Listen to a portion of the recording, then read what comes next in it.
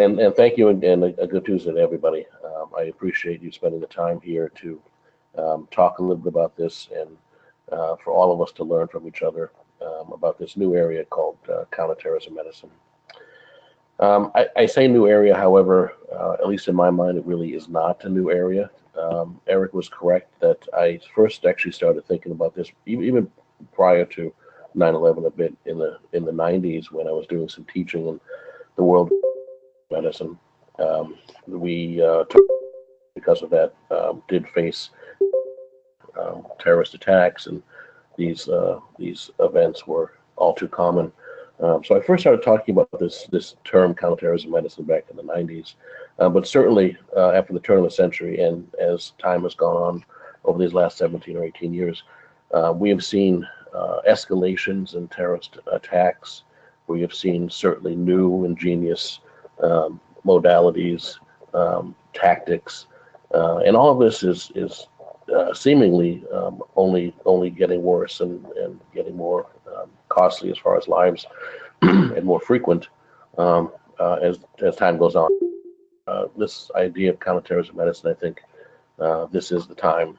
It's the time now to grasp this, to take a look at what at least we think this might look like as far as from a healthcare perspective, and go from there. So the way we're going to structure this presentation is I'm going to give a PowerPoint talk or PowerPoint presentation that will go probably about 30 minutes or so. And then we'll have ample time for questions. And at that point, Andrew is going to monitor the questions and sort of control that part of it. You will all be able to ask questions, and we can perhaps turn this into more of a discussion and not a lecture, which I prefer much more. Let's talk about counterterrorism medicine now for a minute. So as you know, the World Association of Disaster and Emergency Medicine, as of this fall, is starting a new special interest group in counterterrorism medicine. So because of that, I think we really need to start thinking about how we define what counterterrorism medicine is. And I hope by the end of this talk that you will have a better understanding of at least my thoughts and concept of what it should look like. And then with some questions and some discussion, perhaps we can add to that with your thoughts and ideas as well. I can tell you that we had just recently a very successful conference here at Harvard that focused on counterterrorism medicine, and this is unique and I think very exciting because that doesn't really happen often where we have a relatively different or unusual kind of medicine being talked about in a conference at Harvard. However, it was. We had representatives from many of the responders to these terrorist attacks recently, including Paris attacks, Boston Marathon bombing, of course, Berlin, London, San Bernardino, Orlando, and others, and really had an opportunity over a couple of days to discuss what these experiences were like, what are our lessons learned from them, and what can we do better, and how can we do it better in the future. So those of you who are coming from the world of disaster medicine will recognize this. It's the disaster cycle that we follow in disaster medicine. And as you see, about pre-event, mitigation, preparedness, and another 50% or so is in the recovery and response portion of it. The counterterrorism medicine aspect of the disaster cycle, as you will see, can fit very nicely in at least them, certainly, the mitigation, preparedness, and response. And then always in recovery, we always what we've done right, what we've done not so well, and how to improve. So I'm hoping that you'll see that as we go on here. So let's take a look at terrorist attacks specifically. What's unique about terrorist attacks? Well, first of all, they're intentional, and because of that, they are designed to inflict as much death, destruction, and suffering as possible. So the first thing that you will learn if you respond to it in any form is that because it's intentional, because it's specifically geared for high impact, you will tend to get much more serious injuries. Your ER and hospital utilization will be much higher as far as ORs, ICU, etc. So when you, even from the first moment you hear the call, the determination that this is an intentional event, you should expect much higher acuity patients. What's the goal? Well, it's to not only cause the death and destruction, but it's also to create widespread public fear, often to achieve political or some sort of ideological aims. and unfortunately really requires an exit strategy, which means they are that much more difficult to respond to um, and thwart. What about economics of terrorism? Well, starting from 2011, we certainly see an escalation in the billions of dollars.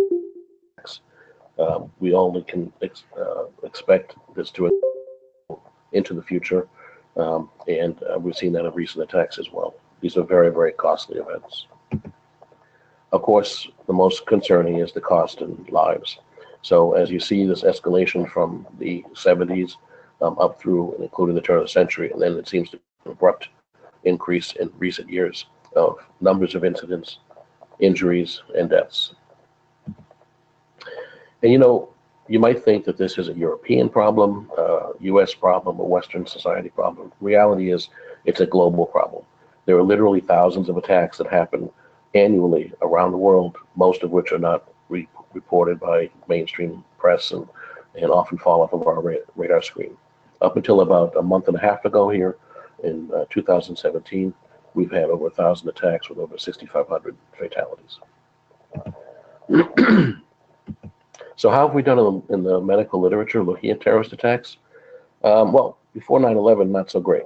And then, of course, 9/11 hit, and there's a lot of interest, and we got very active in writing and examining these events, but even that has been slowly falling off.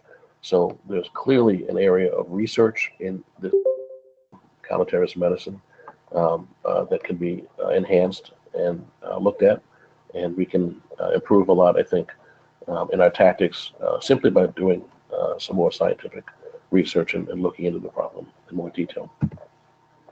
So let's take a look at a handful of attacks. I, of course, cannot look at all of the attacks, even since the turn of the 21st century, but let's look at some and see what some of these attacks might have in common. So when you look at each one of these, Berlin, these, Boston, Mumbai, and then most recently Las Vegas, what's common about them? What is the commonality between all of these? Well, there are a number of different commonalities, but certainly the one commonality that jumps out is the fact that they are asymmetric attacks aimed at soft targets. So what does that mean exactly? Well, in earlier years, often an intentional event, whether it's a terrorist attack or not, would be a very linear event. There would be a bombing somewhere, let's say. So bomb was planted, bomb goes off, casualties, we respond, and then the event is over. An increasing frequency since the 21st century are asymmetric attacks, and we'll look into that a little bit more as I go on. But asymmetric attacks essentially mean it's not a linear event. There may be multiple events happening at the same time. There may be multiple events happening in a delayed fashion, so as to cause even more panic and damage and death. There may be multi-modalities. The whole event will occur in such a way as it's confusing, very chaotic, and asymmetric, essentially. And it avoids soft targets. And we're going to look into this a little bit later in the talk as well. A terrorist is very unlikely to attack a hard target. They are probably not going to come in and attack, let's say, a military base or a police station. They are, however, going to attack soft targets. And we have soft targets all around us. Each one of us in our communities where we work can, I'm sure, identify a handful of very soft targets right off the top of their head. Some of the softest targets we have, of course, are in healthcare. And as we've been seeing now in the Middle East, there have been literally of attacks, primary attacks on hospitals and healthcare providers in the conflict zones of the hot zones in the world. So some of the softer targets that are out there are actually within our realm as healthcare providers. If we take a quick look at this, a very complicated slide about just 4 rail events or train events recently, we can see pick out a few of the details of this that are of interest. One detail is the numbers of casualties that we have. As you can see, anywhere from 5,500 to hundreds of casualties, even in the absence of fatalities, will put a huge strain on our healthcare system. In addition to that, if we go down and look in further, we get more information here about how the response to each of these events occurred, what some of the responders did, what they didn't do. Take from this slide is, if you look in the middle, waiting for CBRNE experts to arrive. In none of these cases did that happen, which tells me that really in none of these cases did anybody suspect right off the bat that this could be a CBRNE event, which is something of equal concern or even greater concern that we'll speak about in a moment. So looking at some of these in more detail, some of these asymmetric attacks, let's take a look at this handful of attacks now and examine what's different and what may be different about them. So of course 9/11 was a monumental time for the world, certainly for the United States. It was a very major, largest terrorist attack in the history of the United States, and I think really a turning point for many of us in the world. That gentleman in the middle with a pink mask is me, actually, in a younger, thinner time, but I was the commander of one of the first level 1 federal DMAT teams, or disaster teams, that went into ground zero 9/11, and we stayed for 2 weeks. And actually, we treated 400 patients per day during those 2 weeks, which many people don't know. It was a very, very dangerous scene. But 9/11, I think, brought on a new era in these asymmetric attacks. At that point, it was unprecedented. The losses were enormous, especially for that time, up to 50 billion. The loss of lives was also enormous, with 3,000 lives lost, which could have been much greater had the buildings not withstood the time that they did for people to evacuate. But 3,000 lives is a horrible, horrible event. And we didn't know that. Was this an anomaly, or was this shape of what's to come? Looking at the Madrid train bombings a little time after that gives us another idea of the inner workings of these very, very evil minds, yet very, very intelligent minds who are planning these events out. So if we look at Madrid, there were 10 explosions on 4 trains, 13 IEDs in all, and the 3 that were not on the trains were found later by responders in the rubble and were thought either to be duds that just didn't go off, or perhaps to be actually planned to be delayed and to strike responders, which is something that we're seeing more and more these days. I'm unsure about that. I don't think we'll ever know whether that was the case or not. So there were 10 explosions on 4 trains. They were triggered during rush hour, and they were triggered and detonated near the station. So again, unlike an accidental event where an explosion will just happen somewhere, these were geared for times and places to affect the maximum amount of people. In this case, there were 191 dead and 1,800 injured. The Mumbai in 2008, another very interesting way that the city was attacked. In this case, there were 10 attackers that came in by speedboat, and there were 12 coordinated attacks over 4 days. They included bombings and shootings, hostage taking.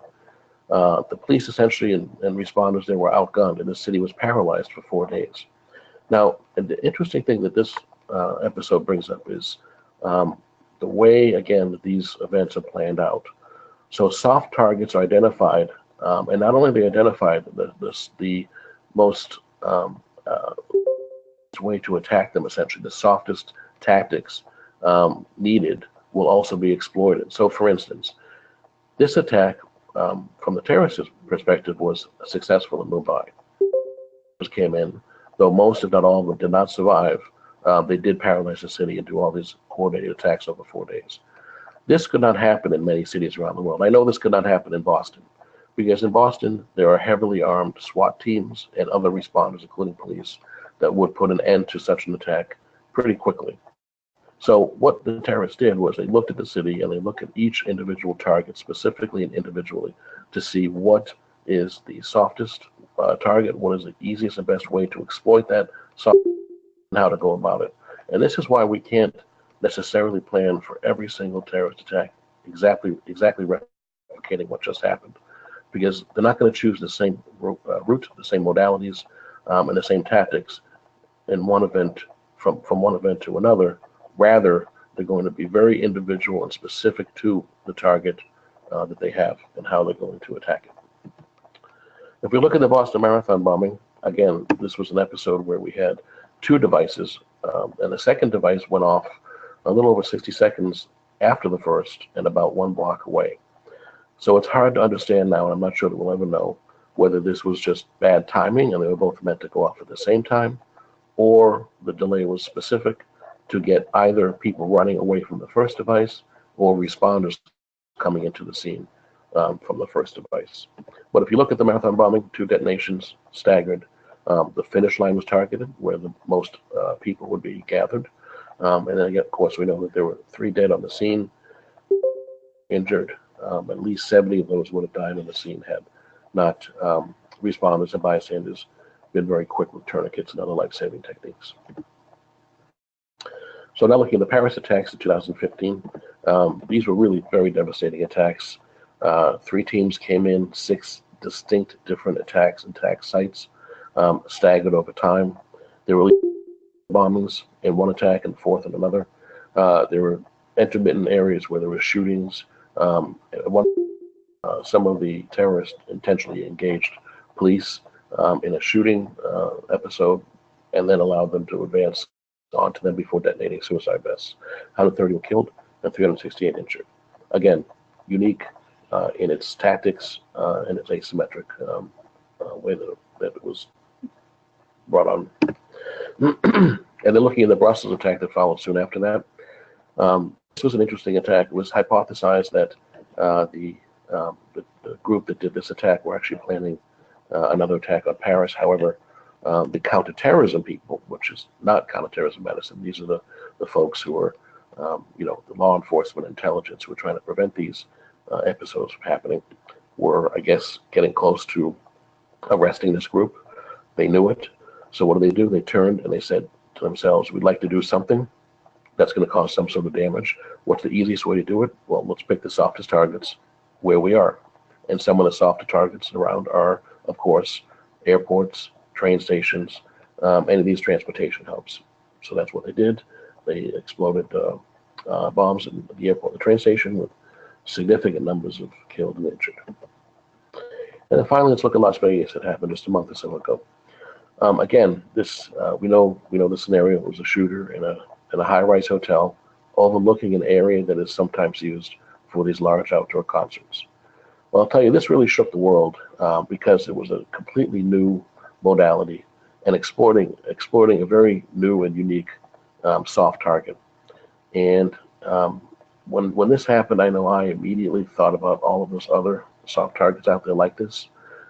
We have great concern in Boston about Fenway Park because it's surrounded by high-rise buildings and holds at least 80 mass gatherings a year, if not more. So this again brought us to a whole new way that we're being attacked and the way that we need to plan and respond accordingly. And then the idea of the unique modalities that we're seeing. So Las Vegas is one of them. That was a unique, not a unique modality. Gunshots have been around for a while, but the way it was done and the way the soft target was exploited. If you look at Berlin, London, Barcelona, Manchester, they were all unique modalities. The most common of which now, the idea of the truck or car modality, where they're driving into mass gatherings or just places where there's a lot of people. Most recently, we saw in New York City, actually near where Ground Zero is. This is again a very unique modality being exploited by some very intelligent people, unfortunately, who are planning out these attacks.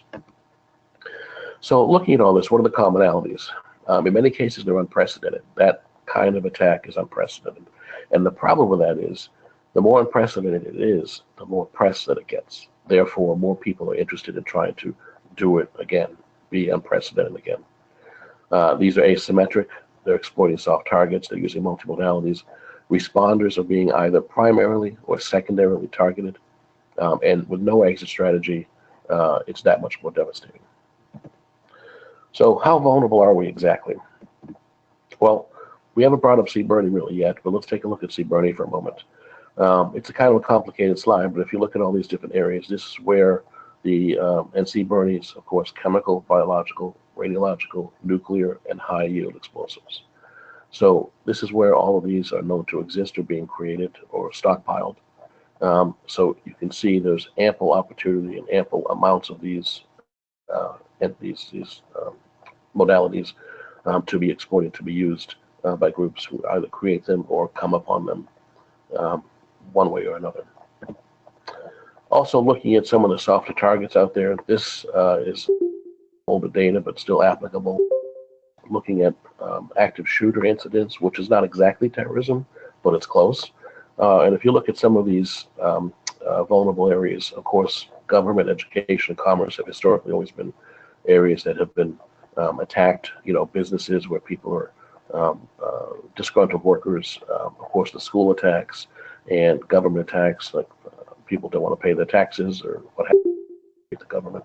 But if you look down at some of the smaller areas, these are the areas that we see expanding now. So healthcare facilities here in the bottom, houses of worship. These are growing now and only going as time goes on because they're, and unfortunately these bad guys are realizing what soft targets they are. So again, let's take a look at terrorism. What is different about terrorism? Well, first of all, it's preventable. Unlike accidental and natural disasters, this is actually preventable. So all those folks, again, in the real counterterrorism realm, are doing a great job now and need to continue to do a great job to try to thwart and prevent these attacks. Because the best way to obviously respond and decrease numbers of injured and killed in terrorist attacks is to prevent them from happening to begin with. It's also different the way we do a risk vulnerability assessment. So right now, we're doing HVAs, or hazard vulnerability analyses, in disaster medicine. And they do HVA, your standard HVA does take into account, to some degree, intentional events. However, I will argue shortly that perhaps we that more on these asymmetric terrorist attacks. And then in the response phase, the way we respond to these events are different than the way we do to accidental and natural disasters. We are working closely in these responses with law enforcement, security, intelligence, sometimes military, and these are not people that we normally play with. So in order to respond efficiently, we're going to have to do some drilling and some cooperative events where we actually work together and understand how best to respond.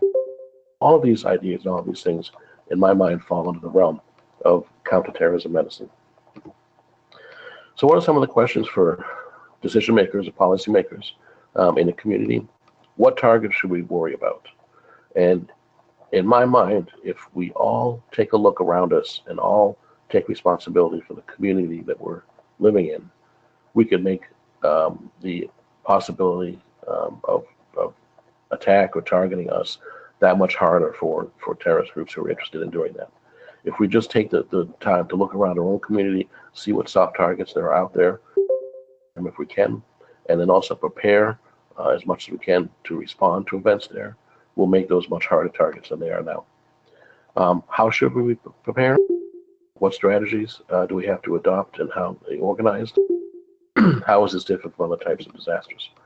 Well, again, bringing it back home to something called counterterrorism medicine, in my these asymmetric terrorist attacks really should be considered the 21st century's first emerging healthcare crisis.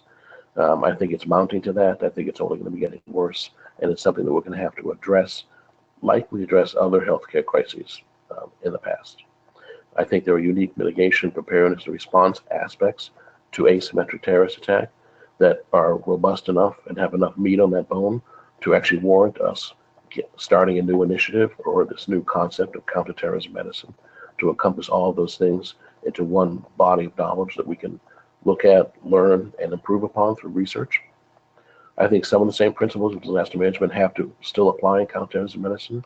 Most importantly, scene safety. I think, unfortunately, we're going to have to think outside the box and prepare more for these asymmetric multi-modality attacks.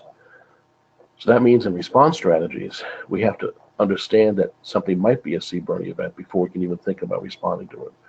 We have to think, is the scene still safe? Is it still active? Am I walking into something that's an individual event, or is this a staggered attack? Is the event done, or I still have to dismantle this event? How do I render patient care under these circumstances? And also, always remember that I, as a responder, or I, as a healthcare worker, am either a primary or a secondary target.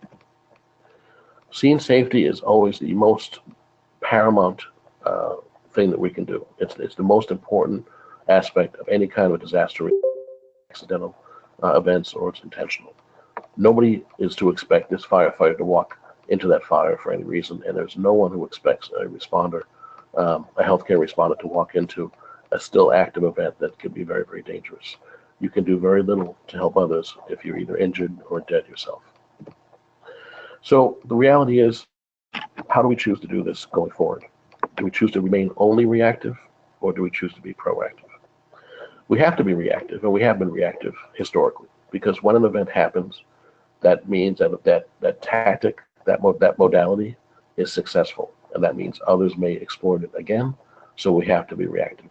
Because somebody tried to hide explosives in their shoes, we now take our shoes out going to the airport. Because a group of people tried to mix two small bottles of liquids together on an airplane and create an explosive device, we now can't bring liquids on airplanes. As I joke about often, I got a little bit nervous with the underwear bomber, but at least we still can keep our underwear on when we go on an airplane. So finally, what is counterterrorism medicine in my mind? What are the take-home messages? Well, part of it is our responsibility to target harden what's in our realm, what's in our walk of life, and that is essentially healthcare. So EMS, hospitals, other healthcare areas, we need to target harden them. We need to first understand that they are targets, they can be targets, and we need to figure out ways to lessen that target profile and essentially target harden them. We need to be proactive. We need to unfortunately think like the terrorist. If I walk into an area and I'm a bad guy and I look around at ways to attack, I as a responder or a planner have to also look at that same area in the same light, in the same way of how this could be attacked. I think we need to perform something called an AVA along with our HVA. So as you know, an HVA is a hazard vulnerability analysis. It does take into account intentional events, but primarily it's for accidental, natural, technological, etc. events. And it does a very good job of creating a risk profile of what you're most at risk for in the community or whatever you're looking at. I think at the same time, we need to do an AVA, or an attack vulnerability analysis. This is something, a new phrase I've coined to take into account that idea of walking into your community, walking into whatever area you're looking at, and looking through the eyes of somebody who might want to attack that area. Where are the softest targets? Where are the easiest ways to attack it? And therefore identify what you're most at risk for from the intentional attack perspective. I think also we have to implement a timeout in our response, much like we implement a timeout now in the operating room. When you're responding to an event, even though everything is very quick, has to happen very fast, take the 10 seconds or the 15 seconds to give yourself a timeout.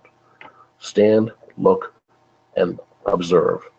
Try to make an estimate of what is going on in front of you. Is there any possibility this could be intentional? Because if it is intentional, it throws it into a whole new realm of how you need to proceed. If it is intentional, that means there might be risk for C-Bernie. That means you might be at risk for secondary targeting. That means the scene might still be active. All of these things we've been talking about fall into play if this is an intentional event. So in the future, when you're responding to an event, and it's not just EMS, it might be a hospital response, an ED response. Time out. Take a look around.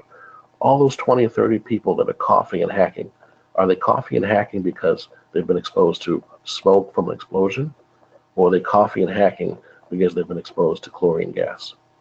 These are the unfortunate things we have to think about these days. And I think it's time to implement a response timeout. And finally, C-Bernie. This is what scares me most. Certainly the weapons of mass destruction are very, very unlikely of ever happening, ever occurring accidentally. However, of those, some of the more likely things to happen, in my mind, are perhaps radiation events, but even more concerning, in my mind, are the chemical events. Right now, in the Middle East, in and around Syria, there are chemical attacks that are happening almost daily. There are sarin attacks that we've seen recently in the news. There are chlorine gas attacks. There are others. Because that is almost like a testing ground for the use of chemical weapons by rogue groups, my concern is very high that these chemical weapons will soon come into possession by some of these terrorist groups and be used on civilians in the streets of cities in Europe and in the US and perhaps elsewhere. So a very, very concerning thing to me also is C-Bernie, and something that has to fall squarely into this new idea of counterterrorism medicine. So this is my last slide. What I'd like to do now is have Andrew open the forum up to any questions or comments, and we can start the discussion phase of this webinar. Dr. Ciottone, thank you for that. If anyone is interested in pursuing this further, we suggest that you join the World Association of Disaster and Emergency Medicine. Dr. Ciottone has just started the Counter-Terrorism Section Interest Group, which will not only continue researching this, but bring more collaboration across the globe for better ideas. Andrew, now please turn it over to you. Thanks, Eric, and thanks, Dr. Ciottone, for the very insightful presentation. We're able to take questions from the remote audience, so if anyone would like to ask a question, there's a hand icon that you can click on, essentially is raising your hand, and then we can unmute your microphone and you can ask Dr. Ciottone a question right here on the webinar.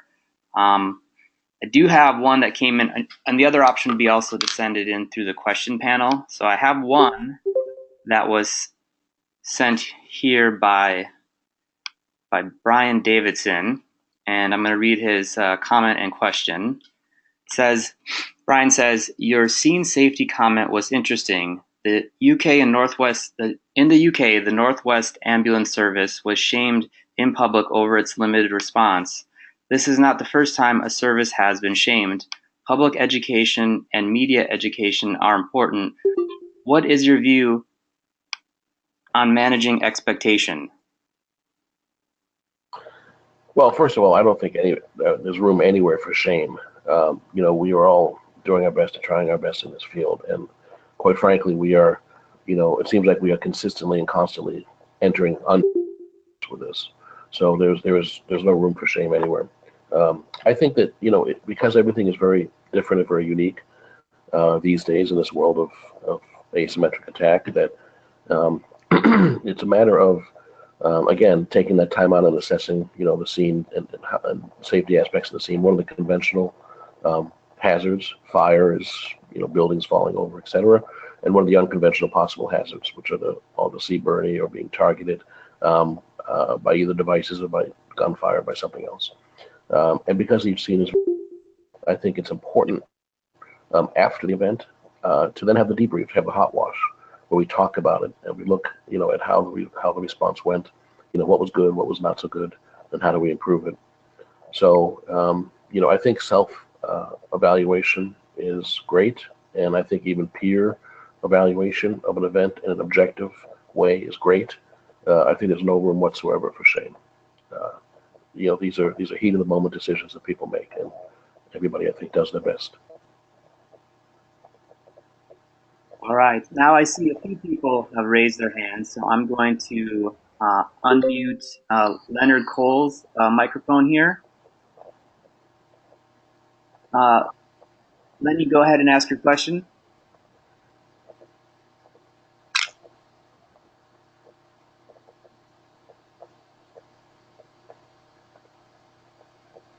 Are you there, Lenny? No, you may have stepped back. All right. We'll move on to the next. We have a question from Mary Jo Kittner.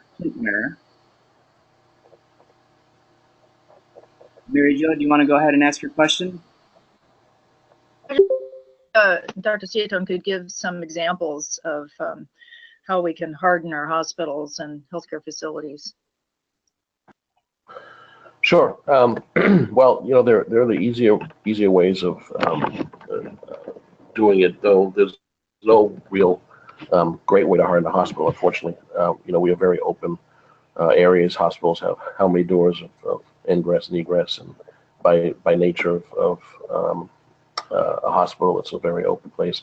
But so some things that we've implemented and can be implemented are lockdown procedures. So an event happens, whether you know it's an intentional event or just want to protect for other reasons as well.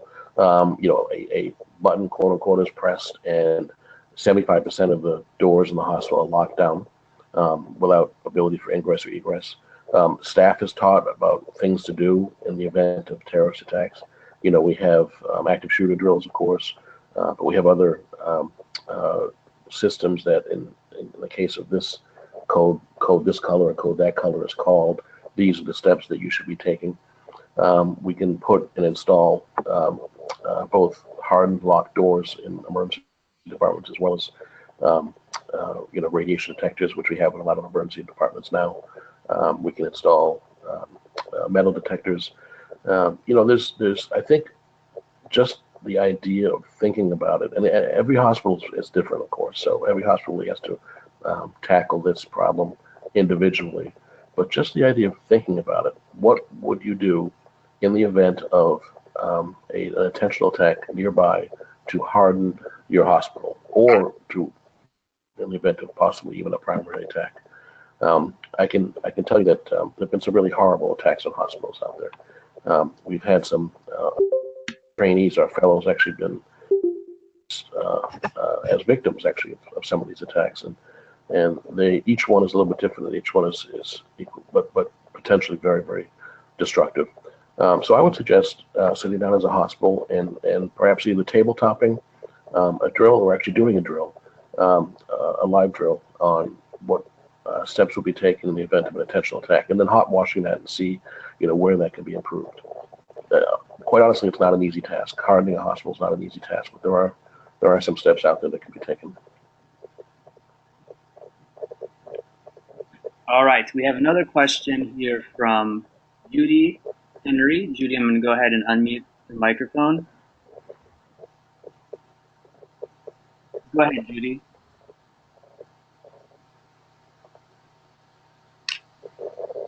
Are you there, Judy? All right, we'll come back to you. If you do have your hand raised, we will try and call on everybody, so please be paying attention.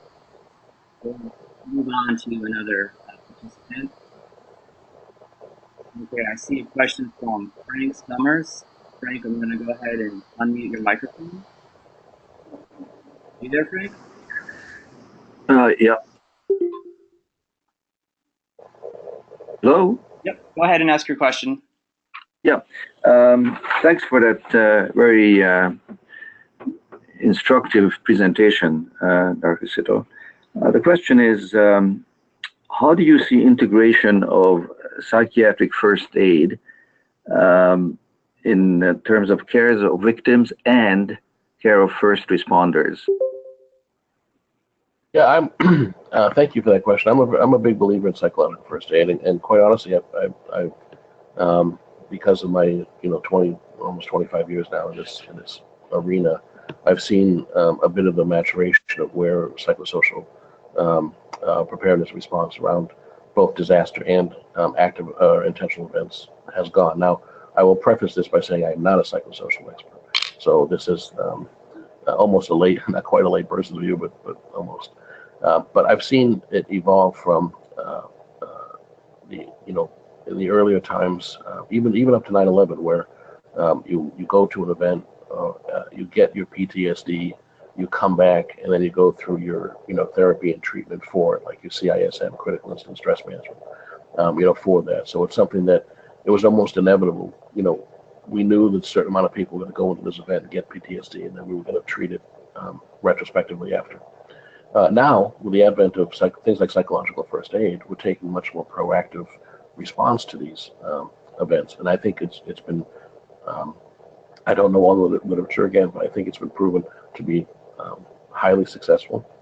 I think a quantum leap step in the right direction towards proactively trying to actually do some mitigation for things like PTSD.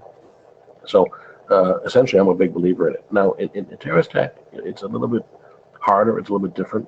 I do natural disasters and others where these things typically go on for days, if not longer. Having the psychosocial team with the medical team as they proceed on to the response is a good thing. In terrorist attacks, when things happen, literally within minutes and hours, it might be a little bit harder to do that, but still trying to take a proactive stance, I think, would be very beneficial. All right. We have another question. We're going to go back to Leonard Cole. He had sent me a chat message that he's ready to ask his question. So I'm going to unmute Dr. Cole's microphone. Are you there, Leonard?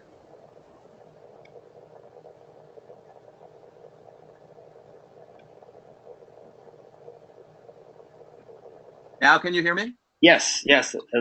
Fine. Okay. Dr. Ciottone, thank you. I thought that was an interesting presentation. You and I have been in conversation previously.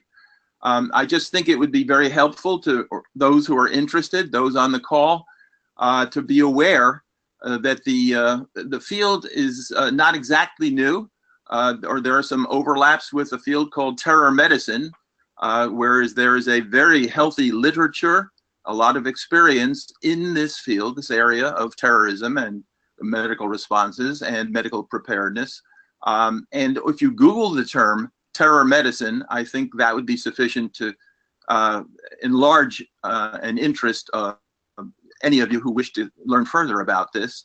But I do believe that this was a service, today's presentation, and I do hope that we can perhaps further this kind of issue in a more collaborative way with the field of terror medicine.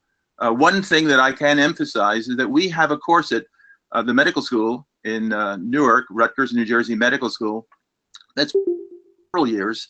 Senior medical students take it. It's a program, and I can only tell you that it has been extremely welcomed and helpful to an about-to-be doctor who, until then, really has had almost no discussion of a medical response to terrorism attacks in the curriculum. So thanks for your time, and thanks for hearing me. Thanks, Lenny. Thanks.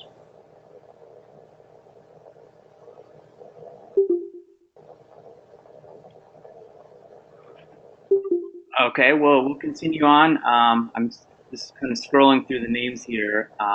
Looks like we have another question from John Benitez. We go ahead and unmute your microphone. Well, I just sent, actually you're on the phone. I just sent you a pin to unmute the microphone, so we'll come back to you in just a moment. I have a question from Jane Carola. I'm going to go ahead and unmute you. You there, Jane? Okay. Again, if folks, if you do use the raise hand icon, please try to be listening so that we can give you an opportunity to ask your question. I see Crystal Hendricks from Belgium. I'm going to go ahead and unmute you, Crystal. Are you there, Crystal? Yes. Hello. Yep, go ahead and ask your question. Professor, concerning terrorism actions in hospitals, what is, according to you, the best way to react? Like in our hospital disaster plan, we have 4 emergency plans like evacuation, relocation, reception, and isolation. Isolation is to protect your employees like nurses, physicians, other employees, and to isolate themselves. But what in a personal confrontation would you suggest to attack yourself as a nurse, or do you suggest to put yourself safe and let other services, police and special forces react to the attacker? Well, thank you for that question. Again, I'm going to have to say that this is not exactly my area of expertise. It's the question that you're asking is more along the lines of active shooter, but also can be translated to terrorism as well. However, you're asking about whether to defend yourself or to run.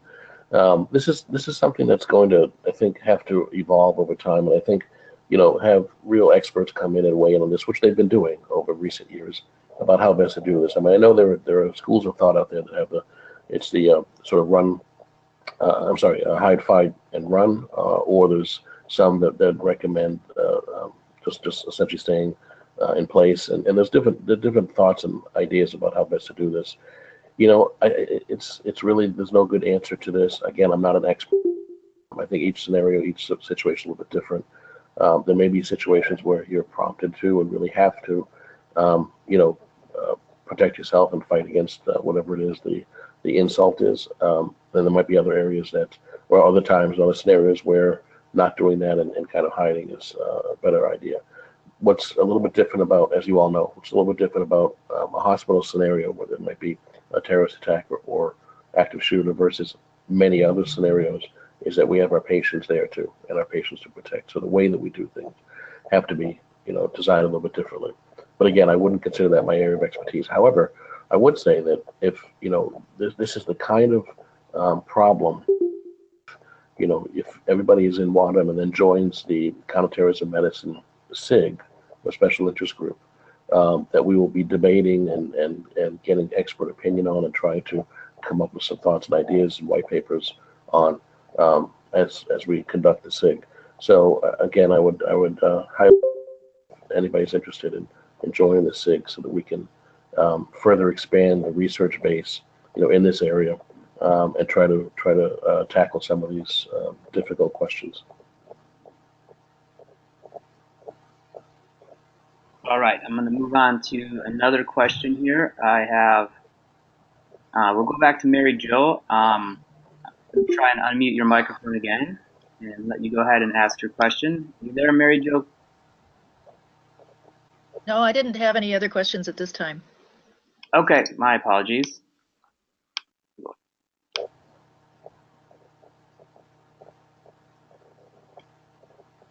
All right, let me just scroll through here, folks. Bear with me. We have a question from Katrina Garpenfeld. Are you ready, Katrina? I'm going to go ahead and unmute your microphone. Are you there, Katrina? Yes, I'm here. Can you hear me? Yep, it's fine. Yeah, okay. Thank you so much for the presentation. I have a question in regards to hospital response of a terror attack that happened outside of the hospital. We know that the pattern of injuries in most terror-related events are different than a regular mass casualty incident. So it has a tendency to put even a more increased tension on the potential bottlenecks within the hospital than any other event. Do you have any specific key points to share of how to manage the medical initial response in the ED to avoid additional bottlenecks in the imaging and OR and so on? Yes, I missed the last little piece of that. To avoid the what? The potential bottlenecks in the imaging departments and the ORs. Yeah. So it's a very good question. It's a very important concept and idea too.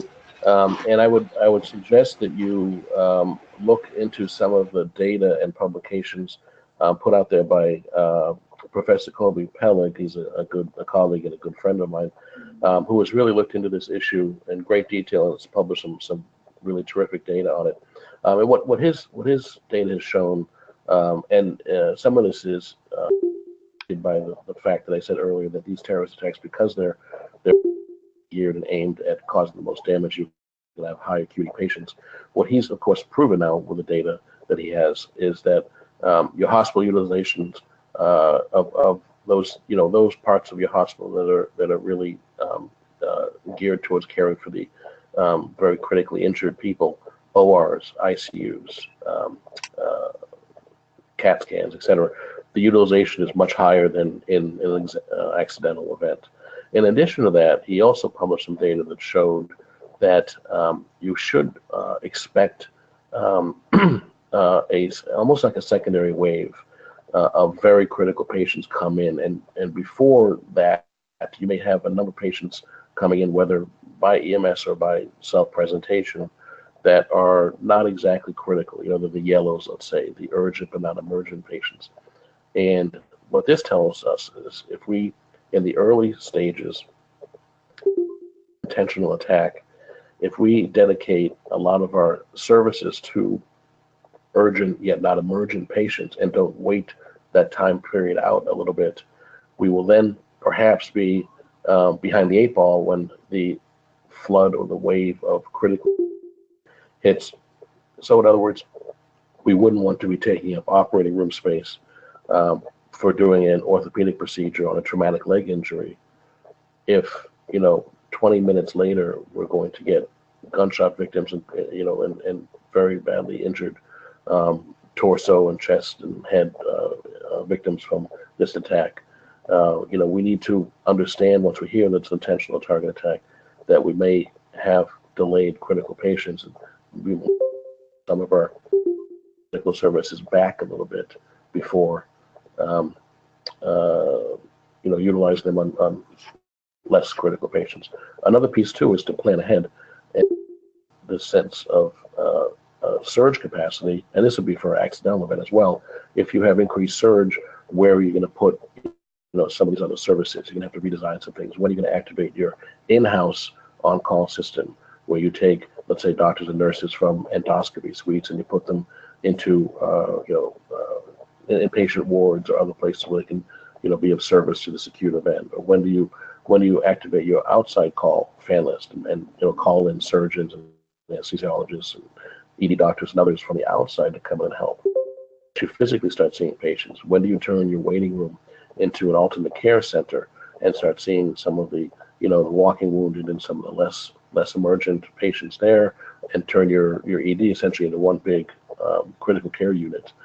So all these different things have to be taken into account. But I think where it translates to counterterrorism medicine is the idea, the concept is the moment you hear that the event that you're about to deal with is an intentional event, you must then predict that you will be getting a much higher percentage of patients at a much higher acuity than you would in a normal accidental event. And you have to. All right, we're going to move on to Antti Arola. I'm going to go ahead and unmute your microphone, Antti, and you can go ahead and ask your question to Dr. Ciottone.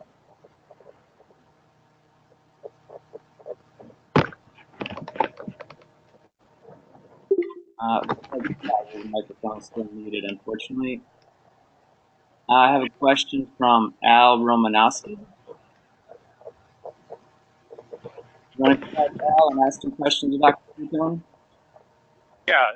So thank you, Greg, for the nice overview of counterterrorism medicine. And listening to the presentation, I think an analogous situation or concept that this is related to is that of military or tactical medicine. And in particular, I'm thinking about the tactical combat casualty care stuff that's happening down at or being identified as best practices from Central Command down at MacDill and the Special Operations Medical Association.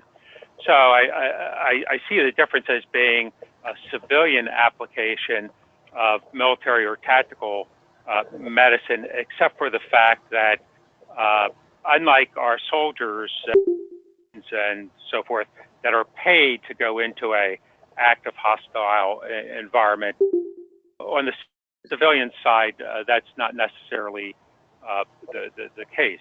And I think that you've sort of touched or alluded to two aspects of this, and one is on-scene management of some of these severe cases, as well as management within a healthcare facility. And certainly the issue is that planning for hospitals as a secondary or even a tertiary target is something that's well known within the terrorist community as in terms for soft targets and having the greatest impact. So I would recommend those individuals that want to learn more go ahead and start with some of the information coming out from TCCC and its evolution and adoption within the civilian community. Yeah, thank you for that. I often get the question about how does this differ from TCCC, or PTLS for that matter, and quite honestly, there's a small area of similarity and there's a bigger area of difference, I think. TCCC does a really terrific job of teaching that care under fire concept, and I mean, quite honestly, if you're looking to learn that and understand, proficient in that, that is the source. That is what to do, is to take either the TCCC or some related course to that. We in counterterrorism medicine, I see there's a little bit of that in this area, but I think there's even much more in the mitigation preparedness piece that is not included in the TCCC training. So when we talk about all the different target hardening stuff that we've just been recently talking about, we talk about all the different preparedness modalities and ways we have to prepare to these potential different kinds of events. Take CBRNE, for instance, all of the aspects of preparing and responding to CBRNE, of how you create the hot, warm, and cold zone in chemical events, how all the different things we have to take into account, scene safety differences and other things and also other non-conventional modalities. But I think there's almost, in counterterrorism medicine, I think there's almost more, meat on that bone in the mitigation preparedness piece than there is in the response piece. But there's differences in each, and I think there are some clear differences between this idea of counterterrorism medicine and the TCCC course, which is a terrific course. Don't get me wrong.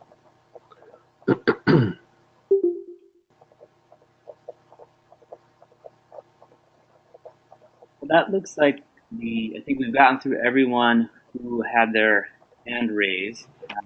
There's a handful of questions left here that I guess we have a few more minutes. We can try to get through a few of them. I have a question here from Kelly Evans. She says, "Thank you for your presentation. Do you have any suggestions for rural communities and how can they address this rising threat?" Yeah, that's interesting because in my mind, I think that rural communities actually pose a even softer target to potential bad guys than some of the more urban areas. I mean, if you think about it, I use an example up here in Boston. So every summer there is a event that has over 50,000 people attended over a couple of days in a suburb of Boston up on the North Shore on the ocean, where it's a big seafood festival essentially, and it's held in a relatively small town, but those numbers of people. So in my mind, again, if we're to do our AVA or attack vulnerability analysis, and I on the mind of a bad guy, why would I bother going into a urban center or another area mass gathering, which is pretty highly protected, when I can just go 30 miles north and attack something that has equally same numbers of people, if not more, but not nearly as well protected. So I think one aspect and concern about rural areas is the fact that even though you're in a rural area with less resources than you would be in other areas, you still have the same numbers of vulnerabilities, soft targets. So the preparation is going to be that much more difficult. I don't have any good answers for that. I think just again, the first step is to everybody take account of to look around and say, me is the softest target, and if I was the bad guy, what would I attack? And then try to deal with those, each of those individually. Are the ways to target harden them? Again, this might not fall under healthcare medicine, but there might be ways to target harden them. But are there ways to prepare for them? If an event happened in that place, how would I deal with it? And then starting to think about it, come up with action plans, do some drilling, tabletops, pull in other communities. We have an area in Boston where we share resources. Now, it's not quite the same example, but if you're in a rural area, you might pull in some surrounding rural areas and share your resources. And instead of having, this town have its own emergency action plans and all the rest of it, have this have a community-wide effort. What we do in Boston, we have an area in Boston where there's, 3 hospitals, 2 major level 1 trauma centers, 1 pediatric trauma center, literally across the street from each other in what's called area. There's Bethesda Deaconess, there's Brigham and Women's, there's Boston Children's Hospital, within a stone throw of everybody. So what we share resources to a certain extent, we have what's called a emergency management committee, and that area, share it in its emergency management planning, shares resources and plans, sort of deal with some of these things.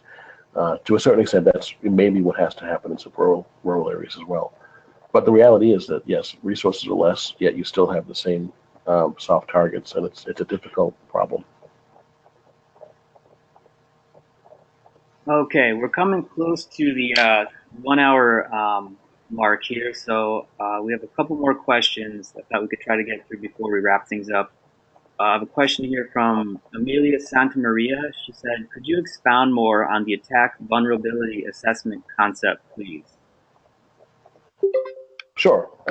This is, again, this is, I sort of, in my mind came up with, but it's a direct comparison to the hazard vulnerability analysis. So if you're familiar with the hazard vulnerability analysis, what it does is it does not take in, when you do an HVA, it does not necessarily output what is most likely to happen. Rather, based on both historical precedent and just common sense of a number of experts whose opinions you incorporate into the HVA, rather, it looks at what's most likely, what event is most likely to happen, and then compares that to how well prepared you are for those events. So, as an easy example, if in your area, in your facility, or in that area, if earthquake and flood were of equal likelihood to happen, however, you're well prepared for earthquake, but you are not well prepared for flood, flood will come out on top of the output of the list above earthquake. Because the idea of the list is, we all have limited resources. We can't essentially either pay for or even have the time to prepare for everything, though we try. But if you have limited resources, which we all do, then you essentially address the output of the HVA, from top to bottom. So in this case, you would first put resources into preparing for flood, then preparing for other things under that. An attack vulnerability analysis, in my mind, would be the same thing. So you would take your opinion, expert opinion, historical precedent, and based on what soft targets you see in the area, come up with a calculation of both what's most likely to happen and then how well prepared are you for it. So for instance, there's a hospital nearby that sits right next to a large mass gathering venue. It's one of these places where there's concerts playing all the time. It's literally across the street from it. At the same time, there's a railroad track that goes under it. So, coming up high on these lists, and, depending on preparedness, how prepared can you be for anything, I won't speak specifically about this hospital, but depending in that kind of scenario on your preparedness level, you have two major things to deal with there. There's the mass gatherings that happen once a week or once or twice, 3 times a month. And then you have also the possibility of hazardous materials coming in by rail under your hospital. So how it would look at that, it would list these things out. They would look at how well prepared. If there was a chlorine gas leak, are you prepared for that? If there's a shooting in the mass gathering across the street, are you prepared for that? And it would come out with this this essentially list of things in order of what you should be now dedicating your preparedness dollars towards. And again, it's not 100% objective, but it's a pretty good attempt at being, objectively risk stratifying, what it is out there that you're most at risk. We can do that same thing with an attack vulnerability analysis in a very similar way that we do HVAs. All right, I have one other person who had their hand raised and we weren't able to connect with, but he just sent me a text through the chat. So I'm going to go ahead and unmute Madison's microphone. Madison, are you there? Can you go ahead and ask a question? Hey guys, can you hear me? Yeah, we hear you just fine. That's great. Hey guys, my name is Madison Comer. I'm the program director for a disaster medicine certificate series for medical students at the University of Louisville.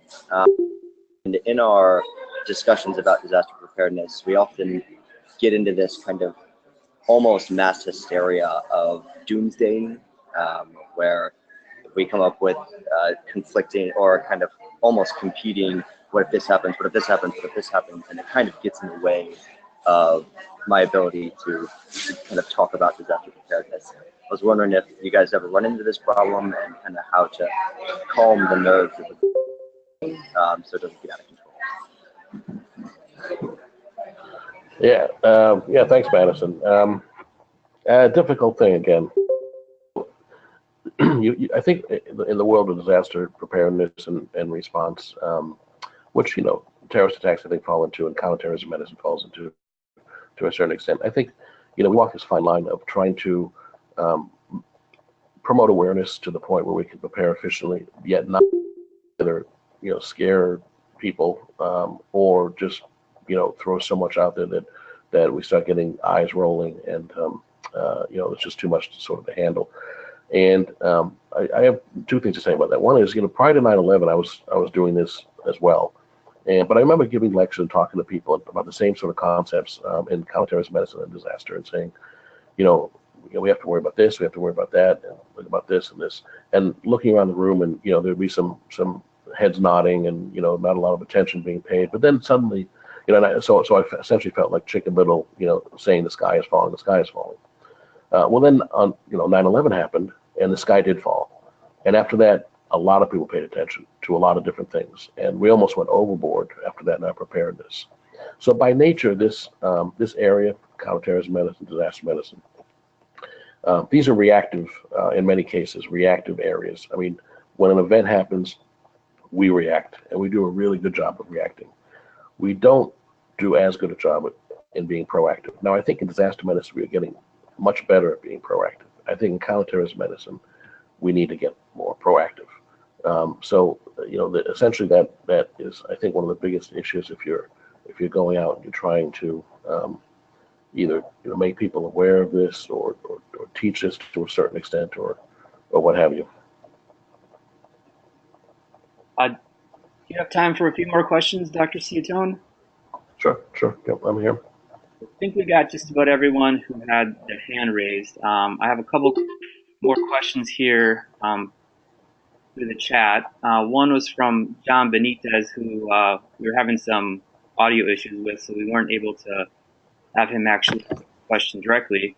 And John says, regarding AVA, what guidance or resources would you recommend for a facility to perform this type of assessment?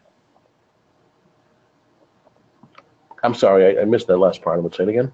Okay, it says, regarding AVA, what guidance or resources would you recommend for a facility to perform this type of assessment? What resources would be needed? You sort of skipped out. What resources would you recommend for a facility to perform this type of assessment? So again, you know, I think the resources would be really people. I think you need to get the right people in the room when you're trying to hash out an AVA. And I think those might include people outside of your hospital. I think bringing in law enforcement is not a bad idea. Certainly in one of these events, you're going to be interacting with law enforcement. But bring people around the table in your facility who have at least a vested interest in this, but also have some experience in this. And you know, when you create your AVA, which is going to be very similar to an HVA, so you're as you know, if you use the Kaiser tool, let's say an HVA, you know, you're filling out for each of these different events. You're filling out numbers for how likely is it to happen, you know, how well prepared you are, et cetera. So you'll essentially be filling out numbers that range from not prepared to high, you know, very well prepared, or very unlikely to likely. So some of it is subjective. It's not all objective. So you need to get the right people in the room, first of all. I think that's going to be your biggest resource. After that, it's just a matter of trying to be comprehensive. Certainly anything of historical precedence that's happened, you need to include there, because again, we have to be, you know, reactive in these things. Because if it's been proven to work once, it'll work again. But then also, you know, we need to have people intelligently trying to, again, put themselves in that mindset of, if I'm a bad guy and I just pulled into town and I'm looking around, you know, what's the soft targets and how can I hit them? Because it's only that way that we're going to identify targets that might not otherwise be identified, you know, without sort of thinking that way, so that they can be both mitigated, target hardened, but also prepared for. And you know, that's really about it. And I think also it should be done. It should not be done just once and then put on the shelf and not looked at again. I think it should be done fairly regularly. And if you think about it, your AVA is going to really change over days. You know, for instance, if your AVA is one thing today, and tomorrow the president decides to visit town, obviously your AVA is a totally different, you know, thing. So it's, you know, it's going to be a fluid process. It's not going to be a static process. And I think pulling in the right people to do it will be your greatest resource. All right, I think we have time for one more question here. It's a bit similar to the last question. It's from Haddon Rob, and Haddon says, "Hi, Dr. Ciottone. Thank you for your interesting lecture. Are you able to elaborate on the key points of creating an attack vulnerability analysis? Do they mimic the response strategy you outlined?" Do they mimic the response strategy? Correct. Well, you're probably going to be learning a little bit more about an AVA in the coming months because we're in the process of writing something up about it. But, I think the AVA is going to mimic the HVA. So it's going to be modeled after an HVA. And I think the idea of the HVA is to come out with, essentially an action plan for your facility, for whatever you're doing the HVA for, as well as, where you're going to dedicate your preparedness dollars. So, if I'm understanding it correctly, will it mimic the response plan? I mean, I think the AVA should sort of dictate or at least add to your response plan, if not dictate your response plan. Because if in your AVA, let's say, you find a high to a mass gathering that happens, twice a year, 1 mile away from your facility, that you've not neglected but haven't really dedicated some mitigation preparedness resources to it. Well, that's going to dictate then that you have to do that. So it's going to, your response is probably going to change after your AV analyzes that, that specific event. So I'm not sure I got the question right, but if it's saying, when you say mimic the response plan, does that mean is it going to add to the response plan? Certainly it will. I mean, a good AVA, should modify whatever response plan you have out there already in a positive way, meaning improve upon it.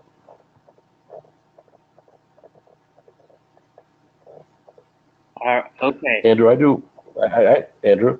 Yeah. I actually have a question that was forwarded to me. I guess she said that she couldn't get through, but the question was asked about the contribution higher education can make to this topic.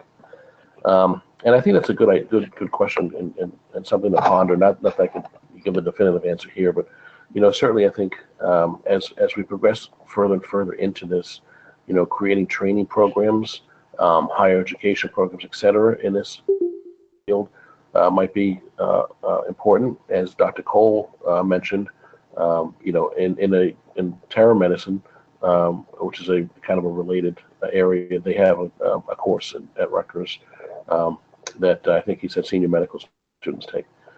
We have a counter-terrorism program here at Beth Israel Deaconess in the Harvard system. That is a 1-year program, and it follows a traditional medical fellowship process or system. There's also there's masters now in emergency management that are out there at different universities that are specifically on emergency management, which is a big part of disaster medicine and counterterrorism medicine. But now there's also other masters that are coming up. There's a master in healthcare emergency management, which here in Massachusetts is I think there's only two places to do it. It's Anna Maria College and Boston University. They have a program and it confers a master's degree. Conceivably down the road, could we have a counterterrorism, master medicine or healthcare master program? Possibly. But I think as in all other disciplines, I think higher education plays a big role in in trying to not only get the word out, but to get enough people trained in this and expert in this, and they can go on and train others and also respond appropriately. Greg, also the European Master of Disaster Medicine covers the counterterrorism medicine with the input from those in Belgium and France, some of those participants in your course in October, as well as the Israelis. You mentioned Kobe Peleg before. He's the chair of the board of directors of WADM and also faculty at the EMDM in Novara. Yeah. Well, I think at this stage we're a bit over time here. There are a few other questions. I'm wondering if maybe we could answer these offline and look at concluding today's webinar. Would that be something we could do, Dr. Ciottone, that if individuals could contact you with questions specifically? Sure. Yep. Okay. And I would, like I said, I would encourage those with interest to join the counterterrorism medicine SIG at WADM. We'll hopefully get going very soon and start doing some good stuff. Thanks. Eric, did you want to have any last words? No, thank you, Greg. And for all those online, look forward to more webinars, particularly from our chapters and our other SIGs as WADM embarks on a new path here. And I'd like to thank everyone. I'd like to thank Dr. Ciottone for agreeing to do this webinar for us.